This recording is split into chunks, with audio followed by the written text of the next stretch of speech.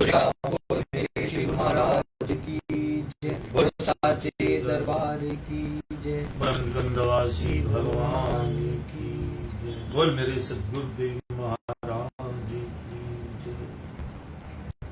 आज 18 जुलाई 2022 वार सोमवार हम अमृतवाणी सेवा ट्रस्ट एवं श्री हरिहर सत्संग मंडल की तरफ से अपना दैनिक सत्कार सामने प्रस्तुत करते हैं।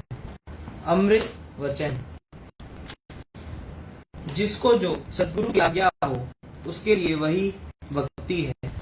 प्राय लोग छुट्टियां और त्योहारों में अपना समय मनोरंजन में व्यतीत कर देते हैं। इसकी अपेक्षा भक्तजन अवकाश का समय सद्गुरु के दर्शन और सेवा में व्यतीत करते हैं। समय तो दोनों के बीच जाना है, परंतु प्रथम प्रकार के लोग अपने लिए मानसिक शांति और दुख एकत्र कर लेते हैं और दूसरी श्रेणी के लोग अर्थात भक्तजन परम आनंद व परम शांति को प्राप्त करते हैं। यदि तुम्हारी कदर कोई नहीं जानता तो किसी पर दोषारोपण ना करो, किंतु ये समझो कि अभी मैं इस योग्य नहीं हूँ। कम परिश्रम करके अधिक फल की इच्छा मत करो।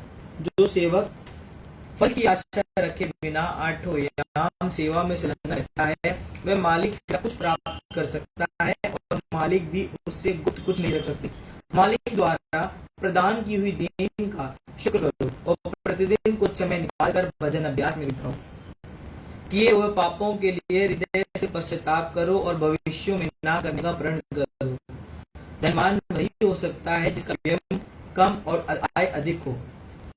इसलिए अपनी शक्ति को जो कि दिन प्रतिदिन क्षीण होती जा रही है, यदि बढ़ाना चाहते हो तो मौन रहकर एकांत में भजन अभ्यास के नियम बनाओ। सद्गुरु की कृपा देखकर अभिमान न करो, सदैव सचेत रहो। एकत्र किया हुआ खजाना कहीं अहंकार द्वारा खो न बैठना। जिसके मन में मालिक का भय नहीं होगा वह बुराई से बच नहीं सकता। भय न होने के कारण जब हम जरा भी आत्मिक उन्नति करते हैं तो अहंकार हमारा पतन कर देता है। इससे बचने का एक साधन है कि हर समय मालिक को सर्वव्यापी समझे ताकि उसका मन में भय बना रहे। जिंदगी को पानी के बुलबुले के समान समझो, क्योंकि पता नहीं कि कब इसका अंत हो जाए। इसलिए ऐसे क्षणभंगुर शरीर से कुछ आत्म कल्याण का कार्य कर लो। चिंता को छोड़ चिंतन करो, क्योंकि मालिक का चिंतन करने से तुम्हारी सभी चिंताएं छूट जाएंगी। जिसमें नम्रता एवं पश्चाताप नहीं है वह उन्नति और सुधार नहीं कर सकता। अन्य समय ना मिले तो सोने व जागृत होने के समय मालिक का ध्यान और सद्गुरु शब्द का अभ्यास करो। जो कुछ शास्त्रों में है वह सब भीतर ही प्राप्त होगा, परंतु अंदर झांकने की युक्ति सद्गुरु से पूछो। जैसे शरीर और वस्त्रों की सफाई के लिए साबुन तथा पानी की आवश्यकता है, वैसे मन जो जन्म जन्मांतरों से मलिन है उसकी सफाई सद्गुरु नाम से ही होगी। सांसारिक वस्तुओं को जितना हृदय से दूर रखोगे प्रभु की निकटता उतनी अधिक प्राप्त करोगे। जो मनुष्य सारे जग से तोड़कर मालिक से प्रीति जोड़ता है वही मालिक को सबसे प्यारा है। दिखावा न करना, कर्म को भुगतना ही उन्नति का साधन समझो। बाहर भटकना छोड़ भीतर झांको, क्योंकि बाहर तो जहां जाओगे 5 तत्वों का विस्तार ही दिखाई देगा। संसार में ऐसी कोई वस्तु दिखाई नहीं देती जिसे तृप्ति उपलब्ध हो, इसलिए इनकी आशा त्याग एक मालिक की आशा रखो जिसमें शाश्वत तृप्ति प्राप्त हो। संसार में सबसे बड़ा आश्चर्य यह है कि इंसान ये देख रहा है कि प्राणी मृत्यु के गाल में जा रहे हैं, परंतु फिर भी वह स्वयं को स्थिर समझता है। सतर्क होकर मन से युद्ध करो। जिस प्रकार लोहा लोहे को काटा है उसी प्रकार श्रेष्ठ कर्मों से बुरे कर्मों की जड़ को काट दो। तुम अपने धर्म पूरी तरह निभाओ, दूसरों के धर्म में बाधक ना बनो। तुम उन्हें देखकर प्रसन्न हो जिन्हें देखकर तुम्हारे मालिक प्रसन्न होते हैं। यदि हमें मालिक नहीं अपनाते इसमें हमारा ही दोष है, क्योंकि हमने अभी तक मनमति का त्याग नहीं किया और संसार के दुख सुख मान अपमान में सूटी को फंसा रखा है। हम करते हैं कम है और मांगते अधिक है, किंतु उपलब्ध वही होगा जितने की हम अधिकारी हैं। इसलिए सदैव प्रसन्न रहते हैं। सच्चे रागी को संसार की अच्छी से अच्छी वस्तु, यहाँ तक कि शारीरिक आवश्यकताएं भी बोध स्वरूप नजर आती हैं। वे अपनी आवश्यकताएं इस प्रकार पूर्ण करते हैं जैसे रोगी औषधि का प्रयोग करते हैं। कभी कभी हम परोपकार करते करते रुक जाते हैं कि हमारे विचारों के अनुसार कोई नहीं चलता, परंतु ऐसा होना नहीं चाहिए, क्योंकि संसार में हर प्रकार के विचारों के लोग होते हैं। दृढ़ता पूर्वक बढ़ते हुए अपने उद्देश्य को पूरा करने में जुटे रहना चाहिए। जिन्हें मृत्यु स्मरण है वे अपनी आत्मिक गाफिल नहीं होते। जिन्हें ये भक्ति करना कठिन है तो 84 भोगना भी सरल नहीं। नरक अग्नि सहन करने की अपेक्षा यहाँ कठिनाइयां सहन करके भक्ति मार्ग में दृढ़ता से बढ़ते जाना और अलौकिक सुख को पा लेना हजारों गुना उत्तम है। यदि तुम्हारी इच्छा अनुसार सब कुछ नहीं होता तो दिल में कोई विचार ना करो, धैर्य और सहनशीलता से मालिक की मौज में खुश रहो। जो सेवक भक्ति के गहरे वेदों से अनभिज्ञ है, कभी कभी भूलकर संसारियों के ब्रह्म आडंबर देखकर उन्हें सुखी और शांत समझने लगते हैं। परंतु यदि उन्हें भक्ति के वास्तविक आनंद का अनुभव हो जाए कि भक्ति मार्ग के सादा जीवन में अपार सुख और अथाह शांति समाई हुई है, तो फिर उन्हें संसारी आडंबर बिल्कुल फीके प्रतीत होंगे। बोलो जयकारा बोल मेरे श्री गुरु महाराज की जय, बोल साचे दरबार की जय। सत्संग साध संग में चांदना सकल अंधेरा और सहजो दुर्बल पाइये सत्संग में ठोर। संत महापुरुष सदैव सत्संगी पर जोर देते हैं, क्योंकि सत्संग में ही आत्मा और परमात्मा के संबंध का जीव को बोध होता है, वह सच्चे ज्ञान की प्राप्ति होती है। सच्चे ज्ञान सत्संग में ही मायवी बंधनों से छुटकारा प्राप्त करने के साधनों की उपलब्धि होती है, शिक्षा मिलती है, जिससे मन माया के आवरण क्षीण हो जाते हैं। सत्संगति में ही वास करने से प्रभु मिलन की तीव्र इच्छा उत्पन्न होती है।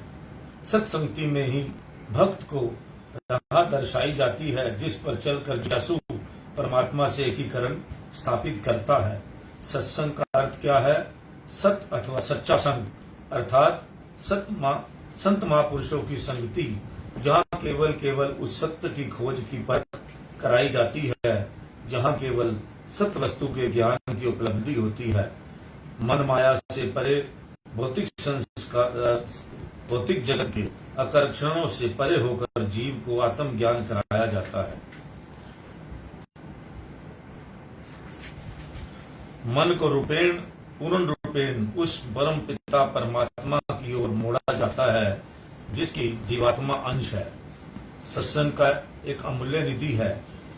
यह सत्य है कि नदियों और नालों का पानी जब गंगा नदी में मिल जाता है तो वह भी गंगा रूप बन जाता है। लोया भी पारस मत्तर से सूख जाए तो वह सोने में बदल जाता है। नीम का वृक्ष चंदन के वृक्ष के समीप होने से सुगंधित हो जाता है, और जो कुछ भी नमक की खान में जाता है वह नमक बन जाता है। इसी प्रकार यह भी अटल सत्य है, जो भी संत महापुरुषों की संगति ग्रहण करता है वह उनके गहरे रंग में रंग जाता है, उज्जवल हो जाता है। सत्संग एक अत्यधिक प्रभावशाली आध्यात्मिक पाठशाला या विद्यालय है, जहाँ रूहानियत, भक्ति और प्रेम की शिक्षा दी जाती है। सत्संग एक अद्भुत प्रयोगशाला है, जहाँ मन का संशोधन किया जाता है और मनुष्य इस प्रकार शुद्ध और निर्मल बन जाता है कि स्वयं आत्मा का साक्षात्कार कर सकता है। सत्संग एक उच्च तीर्थ स्थान है। यह जन्म जन्मांतरों के मलिन मन से पापों की मैल को उतार कर स्वच्छ और पवित्र बना देता है। बुरे से बुरा भी सत्संग के प्रभाव से नहीं बच सकता, यानी वह सदाचारी व भक्तिपूर्ण विचारों वाला बन जाता है और प्रभु नाम के रंग में रंग जाता है। उस नाम के अमृत द्वारा जो सत्पुरुषों की संगति में प्राप्त होता है, आम संसारी जीव जो काक और बगुले की तरह इंद्रिय सुखों की मलिनता में पड़े रहते हैं, वह सच्चे अमृत का रस पान करके हंस रूप बन जाते हैं। संतों की पावन संगति जीवन को हर्ष और उल्लास से भरपूर कर देती है। जिस प्रकार वर्षा धरती पर हरियाली लाती है, सत्संग के प्रभाव से हृदय अनंत से संबंधित हो जाता है। यह सुख व आनंद चिरानंद है, स्थायी है। इस लोक में भी और परलोक में भी संग साथ है। नदी किनारे बैठने स्वयं भी उसकी शीतलता हृदय में समाहित होती है। इसी प्रकार अगर कोई सत्संगीत ग्रहण करता है तो शांति और आनंद है और उसका समस्त जीवन ही अकथनीय परम सुख व शांति से भरपूर हो जाता है। मनुष्य के जीवन का रुख वैसा ही होता है जैसे संगति में वह वास करता है। वर्षा की बूंद जब गर्म लोहे पर गिरती है तो अलोप हो जाती है, वही स्वाति बूंद जब सीप में पड़ती है तो मोती बन जाती है, और जब सर्प के मुंह में पड़ती है तो विष का रूप ले लेती है। कहने का तात्पर्य है कि संगति का जीवन का पर अत्यधिक प्रभाव पड़ता है। संत महापुरुषों के पवित्र क्रियात्मक कर्म का जीवन का बहुत शक्तिशाली प्रभाव है। उनके पास चुंबकीय तेज है जिसका पावन प्रभाव निश्चय ही दूसरों पर पड़ता है। उनकी संगति में ऐसी तरंगें उठती हैं जिनसे जीव का नाम मन उज्जवल, स्वच्छ व निर्मल होने लगता है। मन पर भक्ति का रंग चढ़ने लगता है, इंद्रियां शिथिल हो जाती हैं, मन माया का पर्दा हट जाता है, मालिक की कृपा जीवन पर छा जाती है। सत्संग का प्रभाव महान है। जो भी सत्संग महापुरुषों के वचन सुनता है, मनन करता है और उस पर अमल करता है, उसका जीवन सफल हो जाता है। वह आत्मिक उन्नति की ओर निरंतर बढ़ता है। महापुरुषों के वचन जीव के मन पर गहरी छाप छोड़ जाते हैं, जिसके प्रभाव से जीव का आत्म कल्याण होता है। मन विषय रस भोगों से विमोहित होकर बार बार भक्ति पथ पर से भटकता है। इसे निरंतर सत्संग के प्रकाश की जरूरत है, जो इसे हर क्षण सही दिशा दर्शाता है। तब सब बंधनों को तोड़ जीव चरम लक्ष्य की प्राप्ति करता है। संतों के वचन जीवन में नई रोशनी भर देती है। भक्ति पथ पर साधक सुदृढ़ होकर लक्ष्य की ओर बढ़ता है। सत्संग की प्राप्ति केवल विरली और अत्यधिक संस्कारी रूहों को होती है। सत्संगति अमूल्य है। सत्संगति की प्राप्ति भगवदेव की निशानी है। इतिहास में अनगिनत उदाहरण हैं जो सत्संगति का प्रभाव दर्शाते हैं। वेदों ने सत्संग की महिमा नेति नेति कह गाई है। निम्नलिखित कथा भी सत्संग की महिमा को दर्शाती है। विश्वामित्र तपस्वी थे और वशिष्ठ जी सत्संगी थे। इन दोनों में विचारों का मतभेद था। विश्वामित्र तप की साधना करते थे, इसके द्वारा मनुष्य सब कुछ कर सकता है, परंतु वशिष्ठ जी सत्संग की महिमा गाया करते थे, इससे बढ़कर संसार में अन्य गुरु कोई वस्तु नहीं है। एक बार इन दोनों ऋषियों में इस बात पर वाद विवाद हो गया। दोनों प्रमाण दे देकर अपने अपने पक्ष को ऊंचा श्रेष्ठ बनाने लगे। दोनों अपनी अपनी जगह पर बलवान थे और शास्त्रों को जानने वाले थे। जब शास्त्रार्थ करते हुए बहुत समय हो गया, कोई उचित फल नहीं निकला, तो बात थी कि मनुष्य की न्यायकारी बनाया जाए और जो फैसला करे उसको ठीक समझा जाए। यह विचार कर दोनों वहां से चल पड़े और ब्रह्मा जी के पास पहुंचे। ब्रह्मा जी बोले, मुझे इस मामले में ना लाओ और ना मैं आपका फैसला करना उचित समझता हूँ, क्योंकि मैं जो कहूंगा वह एक के प्रतिकूल होगा और असंभव है। तुमको मेरी बात पर विश्वास नहीं है, इसलिए उचित है कि तुम शिव जी के पास जाओ, जो आज्ञा वह दे उस पर अमल करो। फिर दोनों ऋषि कैलाश पर्वत पर पहुंचे। शिवजी पर्वत की चोटी पर मृग छाया बिछाए हुए विराजमान थे। दोनों की बातें सुनकर हंसे और कहने लगे, मेरे यहाँ न्याय नहीं हुआ करता, क्योंकि ज्ञान समदर्शी हुआ करता है। तुम लोग विष्णु के पास जाओ, वह पुरुषोत्तम है, वह तुम्हें इस बात का निश्चय करा देंगे। फिर दोनों ऋषि महादेव जी से विदा होकर वैकुंठ में गए। विष्णु भगवान से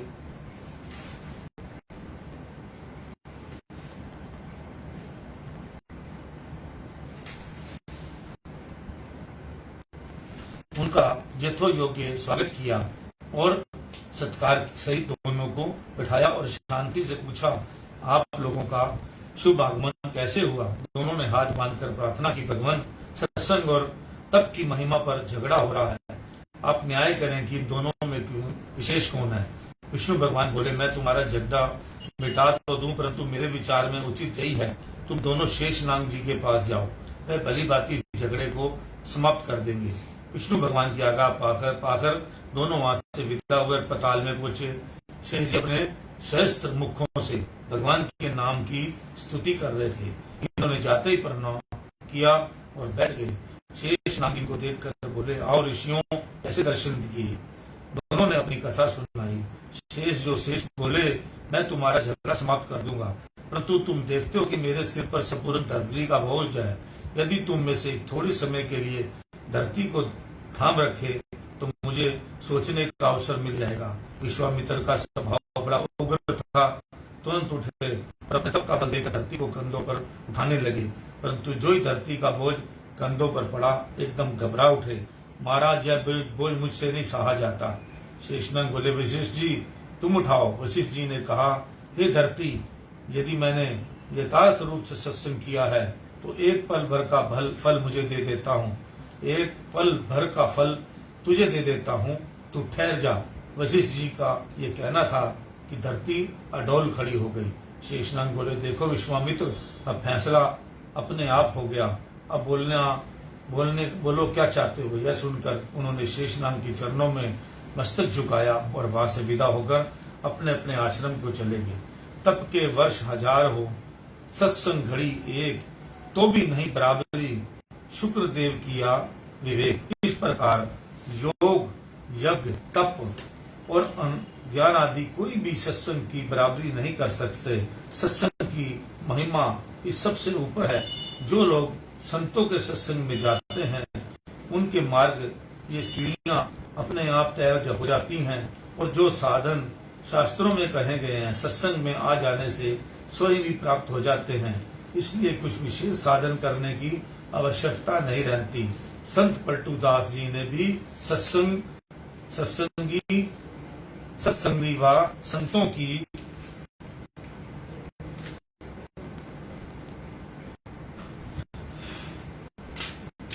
महिमा का गायन इस प्रकार किया है। पर स्वार्थ के कारण संत लिया अवतार, जगत को राह चलावे, भक्ति करे उपदेश, ज्ञान दे नाम सुनावे, प्रीत बढ़ावे, जगत में धरनी पर डोले। कितनों कहे कठोर वचन वे अमृत बोले, उनको क्या चाहा सहत है दुख घनेरा, जीव तारण के हेतु मुलुक फिरते बहुत तेरा, पलटू सतगुरु पाए के बस भया निर्वार, पर स्वार्थ के कारण ने संत लिया अवतार। तो कितनी बड़ी आज सत्संग था हमारा, हमारी खुद की आंखें खुल गई हैं कि सत्संग का कितना महत्व है। अपने महापुरुषों के हम सत्संग सुनने सुनाने का, कि उससे क्या है, जीव का अहंकार सब कुछ। और जब योग तप जो है, जो विश्वामित्र जी जिसको बड़ा कहते थे, वो सत्संग से छोटा है। तो इस तरह से सत्संग की महिमा, इसीलिए महापुरुष जो है संसार में आकर अपने भक्तों को सत्संग की तरह जोड़ते हैं, जिससे क्या है, हमारा भगवान से जो है शास्त्रकार होने का, उस तरफ बढ़ने का रास्ता खुल जाता है। बोलो जयकारा, बोल मेरे श्री गुरु महाराज जी।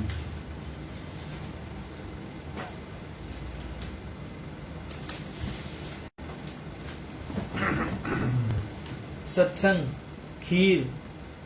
एक बार की बात है कि किसी राजा ने यह फैसला लिया कि वह प्रतिदिन 100 अंधे लोगों को खीर खिलाएगा। एक दिन खीर वाले दूध में सांप ने मुंह डाला और दूध को विषैला कर दिया। जहरीली खीर को खाकर सभी 100 अंधे व्यक्ति मर गए। राजा बहुत परेशान हुआ कि मुझे 100 आदमियों की हत्या का पाप लगेगा। राजा परेशानी की हालत में अपने राज्य को छोड़कर जंगलों में भक्ति करने के लिए चल पड़ा, ताकि इस पाप की माफी मिल सके। रास्ते में एक गांव आया। राजा ने चौपाल में बैठे लोगों से पूछा कि क्या इस गांव में कोई भक्ति भाव वाला परिवार है, ताकि उसके घर रात काटी जा सके। चौपाल में बैठे लोगों ने बताया कि इस गांव में 2 बहन भाई रहते हैं जो खूब पूजा पाठ करते हैं। राजा उनके घर रात ठहर गया। सुबह जब राजा उठा तो लड़की ध्यान में बैठी हुई थी। लड़की का नियम था कि वह दिन निकलने से पहले ही ध्यान से उठ जाती थी और नाश्ता तैयार कर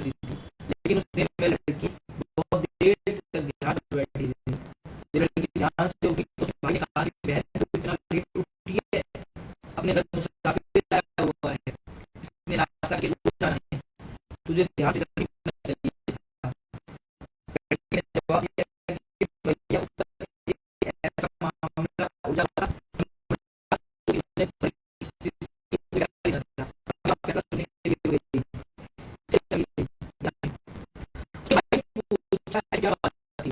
लड़की ने बताया कि अमुक राज्य का राजा अंधे व्यक्तियों को खिलाया रहा था, लेकिन बीमारी से एक तो अंधे व्यक्ति मर गए। अब धर्मराज को समझ नहीं आ रहा कि अंधे व्यक्तियों की मौत आप लगे, आपको लगे खुला बिना एक छोड़ने वाले रसूल राजा भी सुन रहा था। राजा भी संबंधित बात सुनकर दिलचस्पी और लड़की से क्या फैसला हुआ। लड़की ने बताया कि अभी तक कोई फैसला नहीं हो पाया था। राजा ने कहा आपके घर आके और हूँ।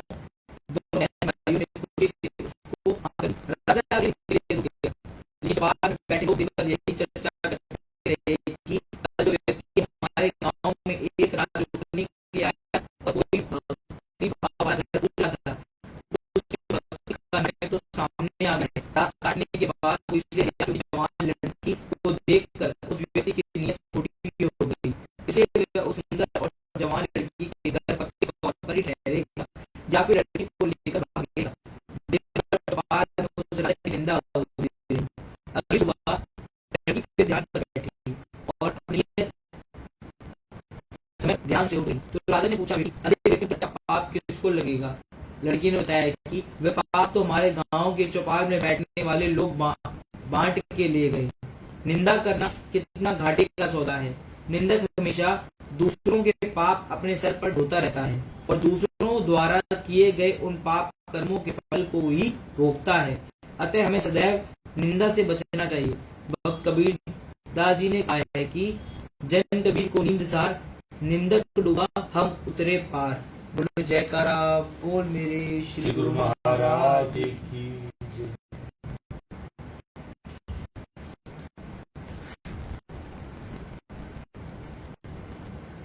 सत्संग श्री परमहंस सद्वैतन श्री प्रथम पातशाही जी महाराज प्रवचन। किस बात ने श्री चरणों में विनय की सब महापुरुष का सत्कार में प्रकट किया। श्री परमहंस जी माया कि जैसे गोल पेंदे को बड़ा सीधा खड़ा नहीं हो सकता, लेकिन जब उसके नीचे कुछ उड़कन लगा दी जाए तो उसके सारे सीधा खड़ा हो जाता है। यदि एक उड़कन को नीचे से हटा दो तो फिर लुढ़कने लगता है। इसी प्रकार संसार एक भंवर है, गोल घड़ी के समान। महापुरुष इस भंवर में सहारा देने वाले हैं, जिससे इस भंवर से बचना आसान हो जाता है। यदि संत महापुरुष इस संसार में प्रकट होकर अपने सदुपदेशों का आश्रय न दें तो जीव इस संसार रूपी भंवर में फंसकर काल के चक्र में फंसा। संत महापुरुषों की संसार में प्रकट होने की है कि एक ओर संसार में कालमय अग्नि प्रज्वलित होती है, जिसमें फंसकर जीवात्मा झुलसने लगती है। दूसरी ओर संत महापुरुष इस अग्नि की ज्वाला को कम करने के लिए भक्ति रूपी मेघ बनकर आते हैं। विषय विकारों की अग्नि में झुलसते हुए जीवों को सदुपदेशों से सद्मार्ग दर्शाते हैं और उनकी मानसिक अग्नि को साधना द्वारा मिटाकर शांति प्रदान करते हैं।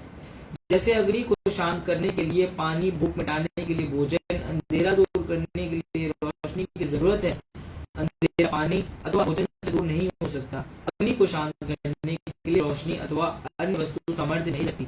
ऐसे ही मानसिक शांति संत महापुरुषों की कृपा के बिना माया पदार्थों से कदापि नहीं हो सकती। मानसिक शांति जीवन का आश्रय है तथा सुखमय बनाने का एकमात्र साधन है। दुखों से छुड़ाने की अचूक औषधि है। जो जीव काम, क्रोध आदि विकारों की अग्नि में जलते रहते हैं, जिन्हें सत्पुरुषों की संगति प्राप्त नहीं हुई, उनकी मानसिक दशा देखो तो विदित होगा कि सुख ऐश्वर्य के साधनों की कमी ना होते हुए भी उनका जीवन दुखरूप बना हुआ है। चिंता की अग्नि में दिन रात झुलस रहे हैं और जीवन संसारिक ऐश्वर्य में संपन्न होता हुआ भी मानसिक अशांति के कारण नरकमय बना हुआ है। ऐसे अगम अथाह विषय विकारों के विष से भरे हुए संसार सागर में सत्पुरुष एकमात्र एकमात्र आश्रय हैं, जो इसका तट दिखाते हैं, भंवर में डूबने से बचाते हैं। परम संत श्री कबीर साहिब जी फरमाते हैं कि बिना सतगुरु बाचे नहीं, फिरी बूढ़े बमाही, भवसागर के त्रास में सतगुरु पकड़े बाही। संसार रूपी सारे भवर अथवा आवागमन की जीव इस भव से अपने बल से नहीं कर देती है, जिससे जीव हर बार अन्याय योनियों का शिकार बनकर भवसागर में गोते खाता है। परंतु सद्गुरु ही ऐसे शक्तिशाली हैं जो संसार सागर में गोते खाते हुए जीव की बाह पकड़ कर उसे डूबने से बचा लेते हैं। सभी ग्रंथों की वाणियों तथा सत्पुरुषों के यही उपदेश है कि सद्गुरु के बिना भवसागर में सहारा देने वाला अन्य कोई नहीं। संत अपनी वाणी में लिखते हैं, डूबत रहा भव सिंध में लोभ मोह की धार, दरिया गुरु तैरू मिला कर दिया पहले पार। अतएव संत महापुरुष भवसागर के मांझी बनकर अवतरित होते हैं। संसारिक दुखों से छुटकारा दिलाकर मानसिक प्रसन्नता प्रदान करते हैं, आवागमन के चक्र से छुड़ाते हैं। इसलिए संत महापुरुषों की नितांत आवश्यकता है। बोले जयकारा बोल मेरे श्री गुरु महाराज की जय, बोल साचे दरबार की जय। आज हम अपना दैनिक सत्संग यहीं पर समाप्त करते हैं। राम राम, जय सच्चिदानंद, सत श्री अकाल।